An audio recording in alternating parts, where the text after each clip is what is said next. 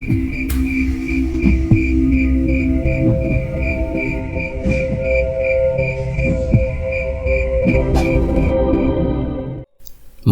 Raden Muda, keluarkan emosimu, keluarkan amarahmu, buktikan jika kau adalah orang yang dimaksud oleh leluhurmu. Hahaha, teriak Raden Sengguni. Kimbul menodongkan kerangkeng Sukmo ke arah depan. Ia kemudian menegakkan kepalanya kembali menghadap depan. Di bagian pipinya telah keluar 3 garis merah seperti tanda Trah Argoyo. Menakjubkan, itu tanda Trah Argoyo. Wirangon, aku mohon bantuanmu. Keluarlah dari kerangkeng Sukmo. Bertarunglah bersamaku untuk menghentikan ini semua, ucap Kimpul. Dari dalam kerangkeng Sukmo, seorang abdi dari Trah Brotoseno Wirangon telah bersiap diri untuk ikut bertarung bersama Kimpul. Siap Raden Muda, ucap Wirangon dari dalam pusaka kerangkeng Sukmo. Kimpul segera mengambil nafas dalam-dalam, lalu berteriak dengan kencang, "Keluarlah Wirangon!" Pusaka kerangkeng Sukmo tiba-tiba mengeluarkan sinar cahaya yang sangat terang. Dari dalam pusaka tersebut muncul kepala ular yang sangat besar, lalu disambung dengan tubuh hingga bagian buntutnya. Suara desisan yang sangat kuat, bentukan ular raksasa yang merupakan bentukan dari Wirangon jika merubah dirinya menjadi siluman ular Brotoseno. Tuhan Muda, ucap Kang Sukri saat melihat penampakan ular raksasa di hadapan Kimpul. Raden Sengguni yang menyaksikan kemunculan dari Wirangon semakin takjub. Dia belum pernah melihat perubahan yang mengerikan itu selama berada di dekat Trah Brotoseno. Wirangon, abdi dari Brotoseno, ucap Raden Sengguni dengan wajah takjubnya. Wirangon, terobos ke arah gerbang itu, bawa aku masuk ke sana, ucap Kimpul. Siap Tuan. Wirangon langsung bergerak untuk menerobos masuk ke dalam pertahanan dari Raden Sengguni.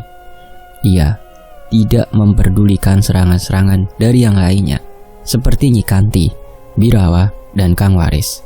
Ketiga serangan tersebut tidak berdampak apapun pada tubuh Wirangon. Menarik, menarik, teriak Raden Sengguni. Ia kemudian menggerakkan jari jemarinya kembali, seperti sedang menggerakkan salah satu bidak caturnya.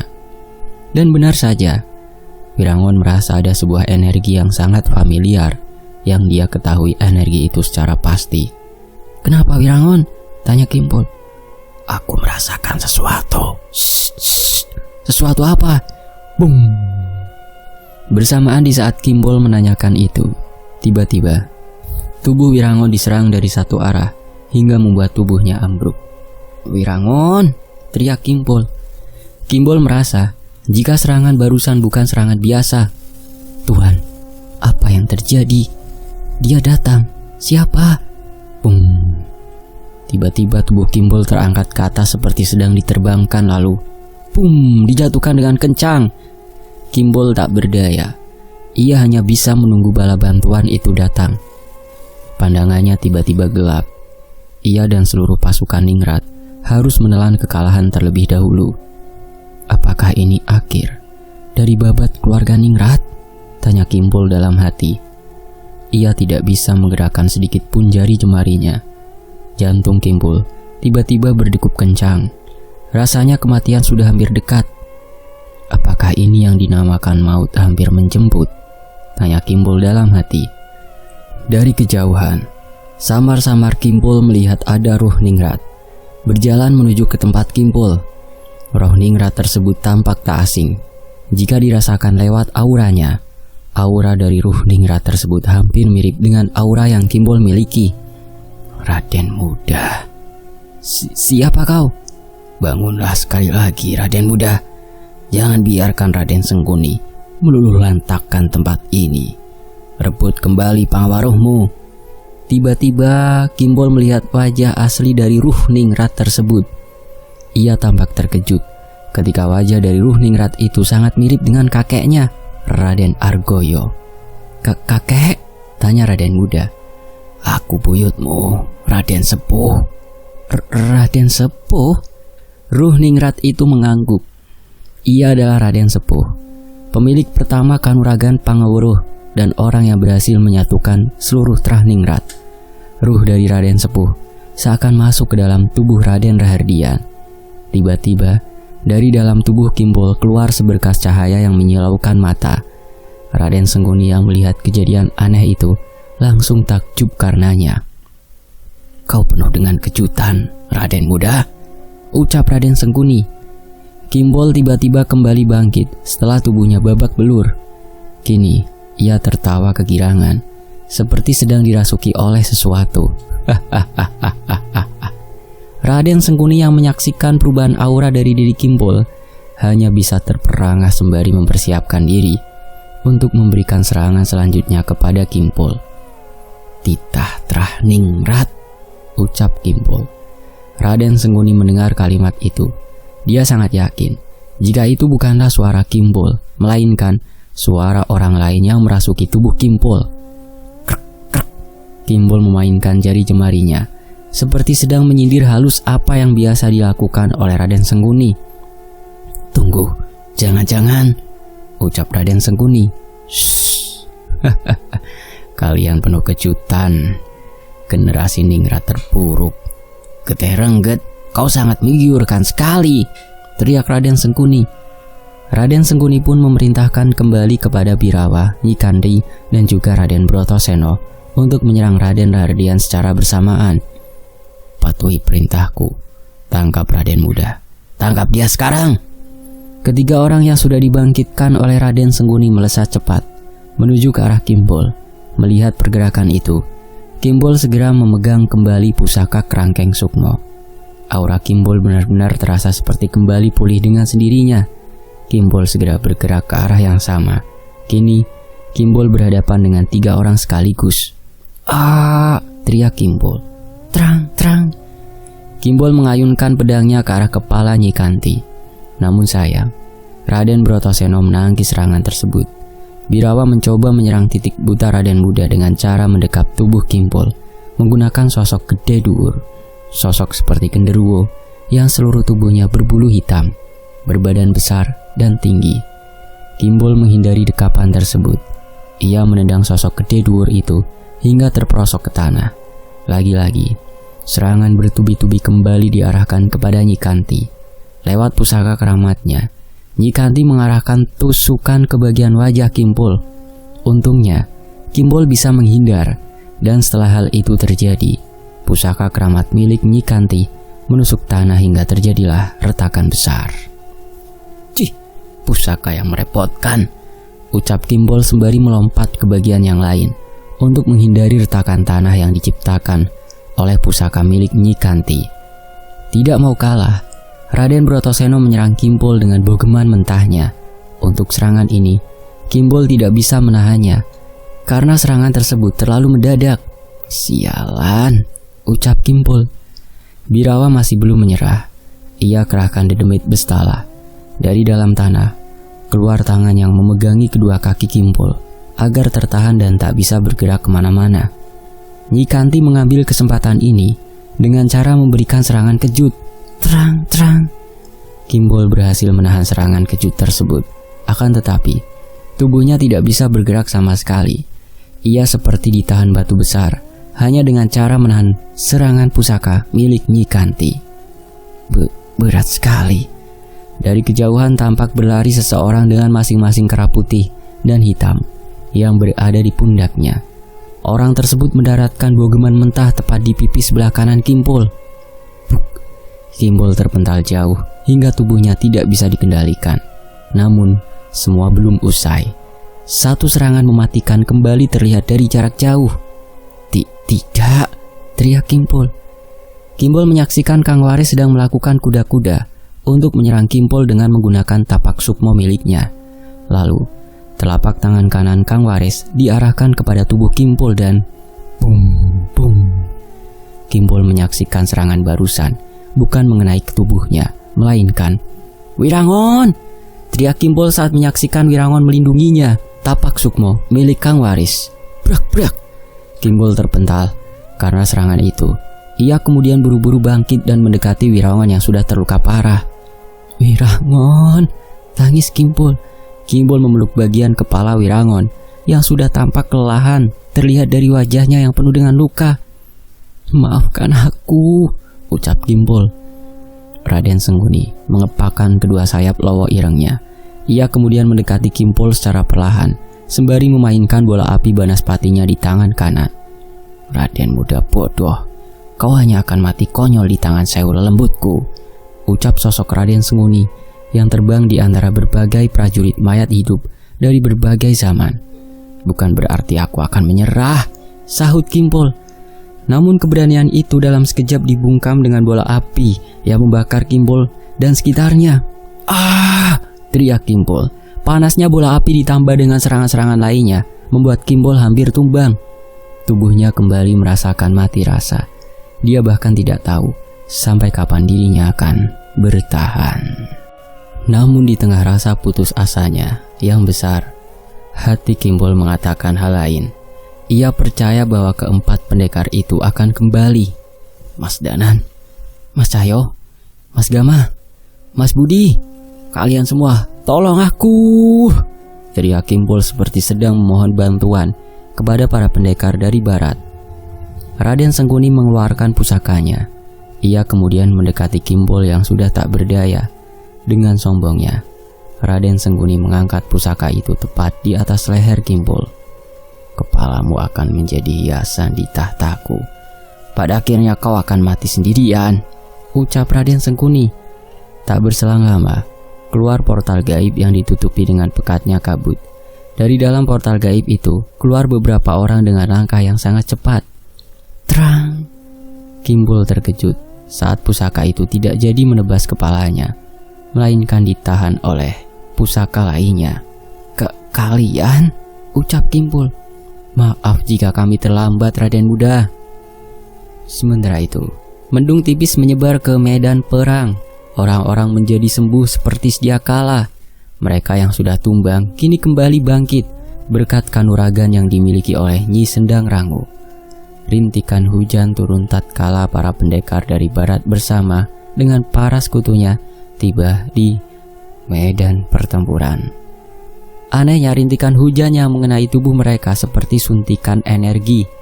Kimpul yang hampir kehabisan tenaga kini pulih seutuhnya semenjak tetesan hujan itu mengenai tubuhnya. Selain itu juga, kedatangan pendekar dari barat ternyata memberikan nafas segar bagi Kimpul. Danan dan Cahyo membawa pasukan yang begitu lengkap. Begitu juga dengan Gama dan Budi. Mereka berdua bersiap untuk membantu Kimpul demi menyelesaikan kutukan 1000 lelembut yang dimiliki oleh Raden Sengguni. "Kalian?" ucap Kimpul. "Raden Muda, kau memang Raden yang sangat gegabah," ucap Danan.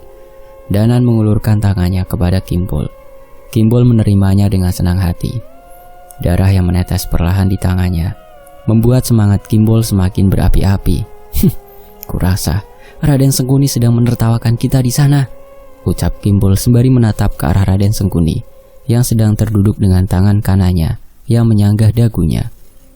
Dan benar saja apa yang dikatakan oleh Kimpul.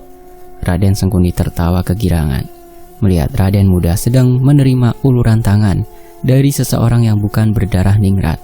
Di saat yang bersamaan, Kimpul melihat para abdi yang sudah tumbang kembali bangkit karena kanuragan yang dimiliki oleh Nyi Sendang Rangu. Rintikan hujan yang diturunkan Nyi Sendang Rangu memang sangat membantu orang-orang dari pihak Kimpul. "Terima kasih, Mas. Terima kasih sudah datang dan membantu kami. Andai saja Mas Danan dan yang lainnya tidak datang, mungkin kami semua sudah diluluhlantakkan oleh Raden Sengguni," ucap Kimpul sembari menundukkan kepalanya seperti memberikan rasa hormat.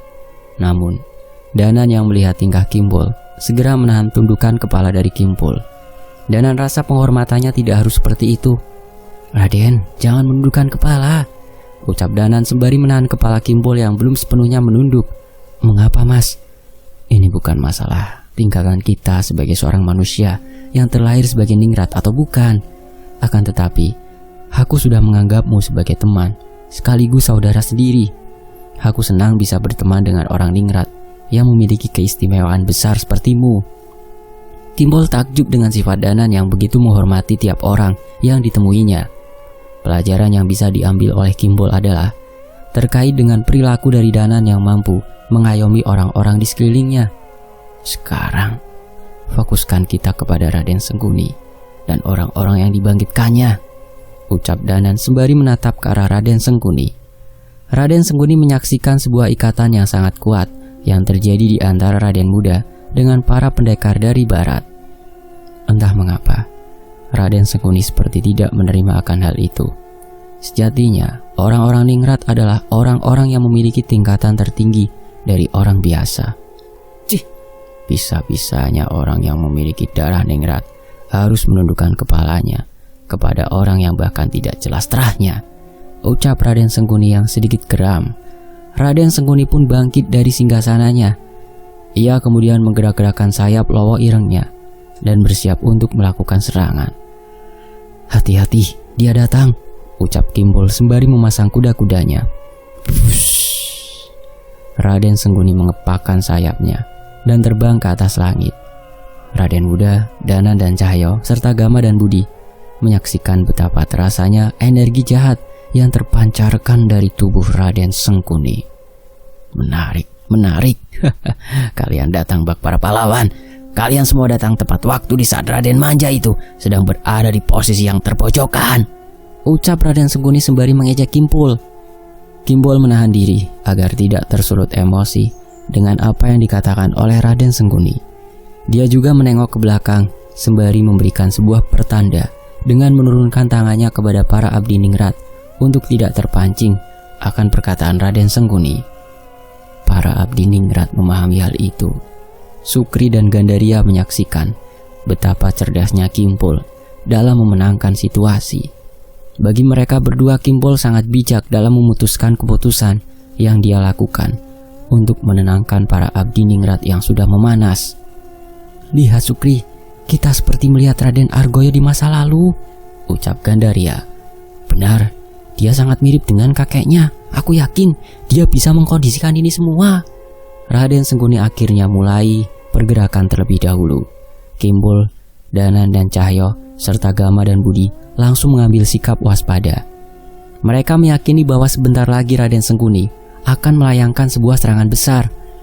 Bersiaplah para manusia hina, teriak Raden Sengguni sembari menggerakkan jari jemarinya. Bersamaan dengan itu, bola-bola banaspati yang melingkar di balik punggung Raden Sengguni mulai berpencar dan memecah diri. Pusaka kerangkeng sukmonya rupanya mengikat sosok ular besar yang ikut turut campur dalam pertarungan ini. Wirangon, bantu aku menyelesaikan ini semua, ucap Kimpul. Nyi Sendang Rangu, ucap Danan mencoba memberi pertanda untuk ikut menyerang. Saat itu Nyi Sendang Rangu mengangguk dan melayang dengan selendangnya yang berkibar membesar. Aku tidak bisa menduga seberapa mengerikannya balasan atas dosa-dosamu, ucap Nyi Sendang Rangu yang seketika wajahnya berubah menjadi begitu mengerikan saat bertatapan dengan Raden Sengguni. Itu apa Mas Danan? Kimpul heran. Dia Nyi Sendang Rangu. Semakin banyak dosa yang dimiliki seseorang yang berhadapan dengannya, semakin buruk pula wajahnya di hadapan orang itu, jelas Danan. Anehnya, Raden Sengguni tidak terlihat gentar. Nyi Sendang Rangu sudah melilitkan selendangnya dan menahan kedua sayap Raden Sengguni untuk menjatuhkannya. Tapi saat Nyi Sendang Rangu mencoba menyerang jiwa Raden Sengguni, tiba-tiba Nyi Sendang Rangulah yang terjatuh. Nyi, kekuatan yang ditampilkan oleh Raden Sengguni benar-benar sangat tidak wajar. Ia bahkan mampu membuat Nyi Sendang Rangu terjatuh. Sadarlah pada diri kalian, wahai manusia. Manusia hina, kalian semua tidak memiliki kekuatan yang setara denganku.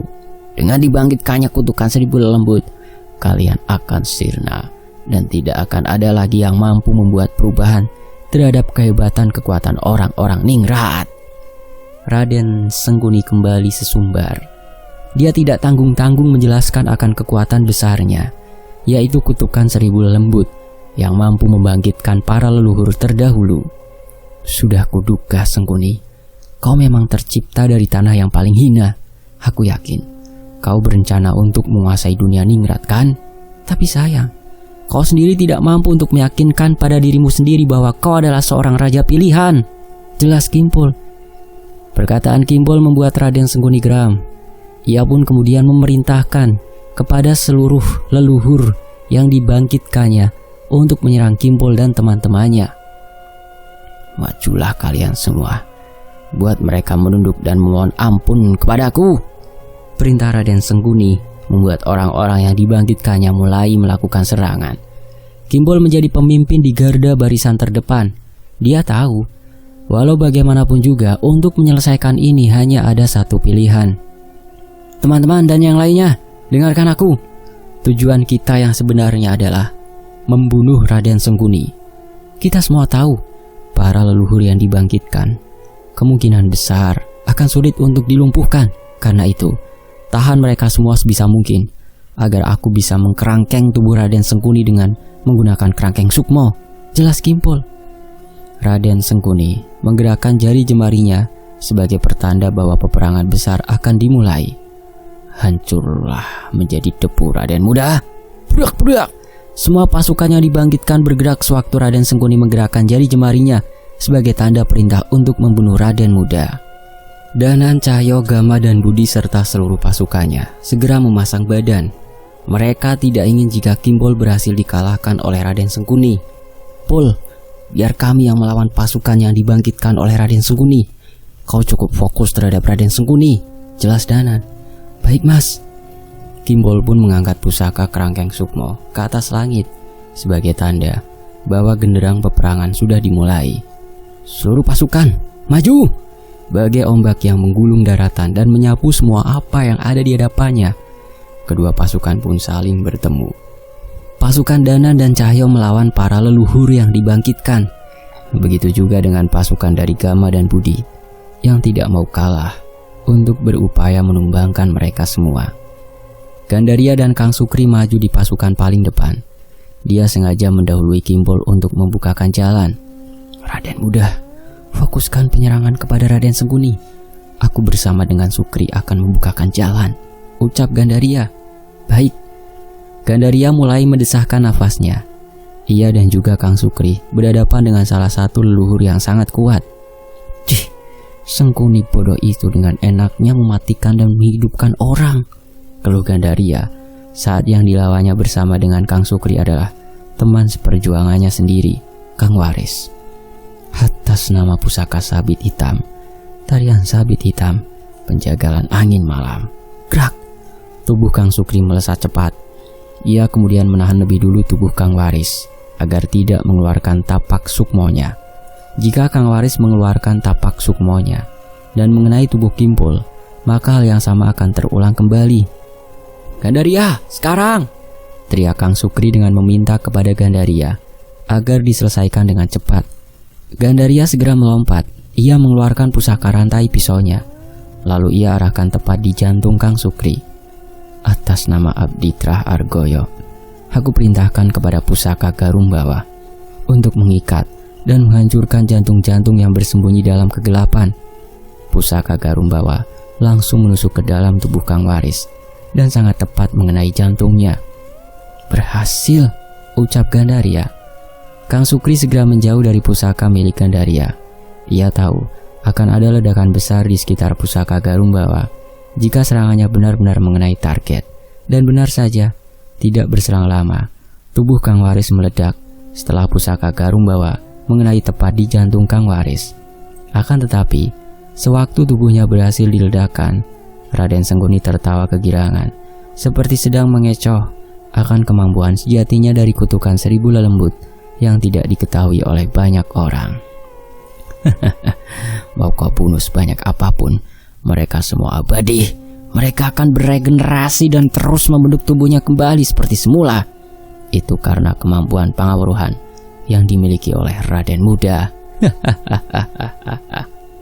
Benar memang, tubuh Kang Waris kembali terbentuk dengan semula. Pecahan-pecahan tubuhnya kembali utuh seperti tidak ada bekas serangan apapun. Tidak mungkin, ucap Gandaria. Dia benar-benar iblis, tambah Sukri. Kimpol yang melihat perbedaan kekuatan yang sangat jauh itu hanya terdiam. Ia tidak bisa membayangkan jika seberapa banyak serangan itu dia layangkan ke arah para pasukan yang dibangkitkan, maka itu tidak akan mengubah apapun. Kimbol sejenak melihat teman-temannya yang sedang berjuang untuk melawan seluruh pasukan yang dibangkitkan Raden Sengkuni. Namun, ada satu hal yang bisa Kimbol dapatkan dari perjuangan mereka semua. Mengapa mereka terus melawan para pasukan yang abadi dan tidak terkalahkan? Bukankah itu hanya sia-sia? Ucap Kimbol. Di tengah hati yang gundah dan penuh pikiran, Kimbol hanya memegangi kerangkeng sukmonya. Lagi-lagi, keraguan datang menghampiri Kimbol. Dia sejenak melihat sekitarannya yang penuh dengan pertarungan dahsyat. Namun entah mengapa, Kimbol mendengar suara seseorang yang seolah-olah sedang memberikannya sebuah motivasi untuk hidup. Raden muda. Hah, suara ini? Kau sedang berada di ambang keraguan. Tenangkan dirimu, Tuan Muda. Jika pemimpin muda gusar, maka rakyatnya akan mudah terpecah belah. Apa yang harus aku lakukan? Tanya Raden Muda kepada seseorang yang hanya terdengar suaranya, namun tidak wujudnya. Lihatlah di sekelilingmu. Mereka berjuang demi menciptakan perdamaian. Teman-temanmu yang berasal dari barat mempercayakan kepadamu seluruh raden yang ada di Siti Udapian atau tempat pertemuan para ningrat, memerintahkan para abdinya untuk membantumu. Apakah kau merasa jika dirimu kurang dukungan? Kalimat itu tiba-tiba sangat menyentuh hati Kimbol. Selama ini, Kimbol hanya memfokuskan kepada kekurangan dan rasa kurang percaya dirinya. Ia bahkan tidak tahu bahwa dirinya sering dipandang, diperhatikan, bahkan diharapkan oleh banyak orang. Keraguannya yang memuncak membuat dirinya tidak percaya diri. Mereka semua mencintaiku? Tanya Kimbol sembari memegang erat kerangkeng sukmo. Lepaskan ragumu, lawan rasa takutmu. Kimbol mengulangi kalimat yang sama. Lepaskan ragumu, lawan rasa takutmu. Sementara itu di Siti Upadian, tempat perkumpulan seluruh terah ningrat yang masih hidup dan memiliki regenerasi dalam meneruskan terahnya. Di Siti Udapian, mereka semua masih menunggu kabar terbaru dari pertarungan ningrat yang sedang terjadi. Tidak kusangka, Raden Sengkuni berhasil membangkitkan para leluhur terdahulu yang sudah tumbang. Bahkan, saudariku dibangkitkan olehnya. Ucap penerus dari Terah Kanti. Raden Kroda menanggapi apa yang dikatakan oleh penerus dari Terah Kanti itu. Raden Sengkuni, dia benar-benar ancaman yang nyata. Aku harap Raden Muda mampu menumpaskannya bersama dengan para pendekar dari barat. Jelas Raden Kroda. Dharma hanya terdiam. Ia tahu tujuan dari Raden Gentayu dan Raden Kroda mengatakan hal itu adalah karena memang ingin memanfaatkan Raden Rahardian agar bisa menumpaskan Raden Sengkuni. Kalian berdua memang sangat menarik. Tidak kusangka kalian semua benar-benar memiliki ambisi yang sangat besar, sampai-sampai mendukung terah lain demi ambisi kalian tercipta. Ia kemudian meninggalkan secara perlahan perkumpulan ningrat yang menurutnya sudah tidak ada lagi pembahasan yang lebih dalam. Dalam perjalanannya meninggalkan perkumpulan orang-orang ningrat tersebut, Dharma tersenyum sembari mengucapkan sesuatu dalam hatinya. Apa maksudmu, Dharma? Tanya Raden Gentayu. Aku tidak bermaksud apapun. Jelas Dharma.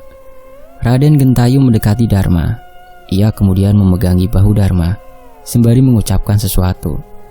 Rasanya kau juga memiliki sesuatu yang terpendam, benarkah? Tanya Raden Gentayu kepada Dharma. Aku tidak akan membeberkan keinginan tujuan dan apapun itu kepada orang-orang ningrat sepertimu. Rasanya aku hanya membuang-buang sisa waktuku untuk meladeni para ningrat yang tidak sejalan dengan tujuanku. Jelas Dharma. Ungkapan Dharma membuat Raden Gentayu sedikit paham. Dia memang tahu bahwa Dharma memiliki tujuan tertentu. Setelah Raden Sengkuni dikalahkan, ingatlah, setelah Raden Sengkuni dikalahkan, semua akan berubah. Kita tidak akan pernah mengetahui apa yang akan terjadi selanjutnya. Namun bisa dipastikan, perebutan kekuasaan terah ningrat, petaka munculnya Tuan Besar, dan penjagaan salah satu keluarga ningrat akan tiba waktunya sebentar lagi. Jelas Dharma. Sementara itu, oi, ucap Raden Sengkuni sembari memainkan bola apinya dengan menggunakan tangan kanannya. Dia benar-benar iblis, ucap Grandaka. Sepertinya kita harus menghindari serangan bola itu. benar-benar sangat mengganggu, jelas Kang Sukri. Raden Sengkuni kembali menyerang mereka semua dengan melemparkan beberapa bola api Banaspati ke arah Kimpul dan lainnya. Bola api itu terus memutar ke udara dan memecahkan diri hingga menjadi beberapa bagian. Putaran yang sekarang tampak berbeda dengan putaran yang sebelumnya. "Banu Rasmi, tahan!" teriak Kimpul kepada Banu Rasmi. "Serahkan kepadaku Tuan Muda." Banu Rasmi mengeluarkan pusaka Kandaraya.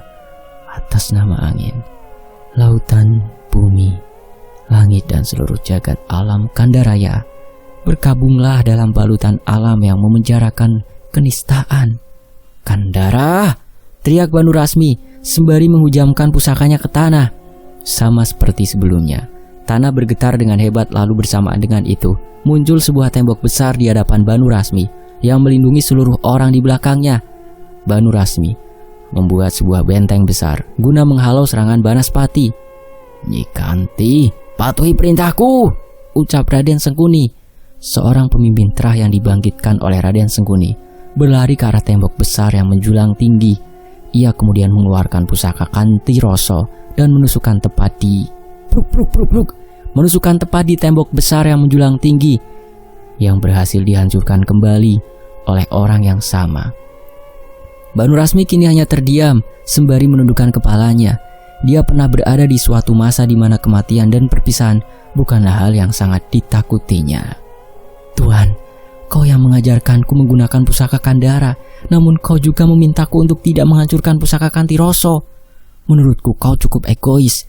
Kau seolah-olah ingin mengabadikan pusakamu itu, namun kau lupa bahwa pusaka Kandara terlahir karena pusaka Kanti Roso yang sedang dalam keadaan kesepian," kata Banu Rasmi. Ia kemudian mengangkat wajahnya secara perlahan. Dari situ, tatapan wajah Banu Rasmi berubah total. Bersambung. Nantikan bagian berikutnya hanya di Fakta Sejarah. Terima kasih sudah menyimak sejauh ini di Fakta Sejarah. Saya pamit dulu ya. Wassalamualaikum warahmatullahi wabarakatuh. Alhamdulillah.